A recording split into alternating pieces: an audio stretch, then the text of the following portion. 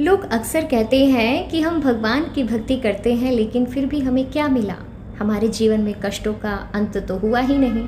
देखिए, यदि आप इसको भक्ति कहते हैं तो ये भक्ति है ही नहीं, क्योंकि भक्ति का अर्थ कभी भी कुछ पाना या मिलना नहीं होता। भक्ति का अर्थ होता है खोना, उस परमात्मा में खो जाना जिसने हमें ये शरीर दिया है, ये उत्तम बुद्धि दी है, अपने जीवन को चलाने के लिए ये सुंदर संसार दिया है।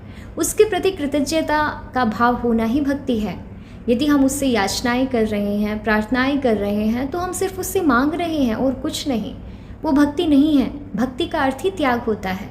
जब हम सब कुछ त्याग देते हैं तभी हमें कुछ पाने का सुख मिलता है, और जब तक हम पाने की लालसाओं में जीते हैं तो हम हमेशा असंतुष्ट ही जीते हैं। देखिए, यदि हम संसार में आए हैं तो कष्ट तो मिलेंगे ही, लेकिन उन कष्टों को सहने की शक्ति मिलना ही भक्ति का फल है। और जब हम अपने साथ परमात्मा का सानिध्य महसूस करते हैं तो जीवन बहुत सहज हो जाता है, और यही भक्ति का परिणाम है।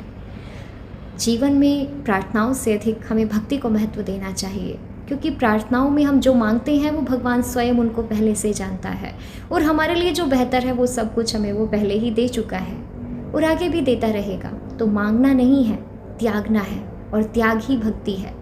सब कुछ उसके चरणों में अर्पण कर देना ही भक्ति है, और यही भक्ति का फल है कि जीवन सहज हो जाता है, शांति मिल जाती है।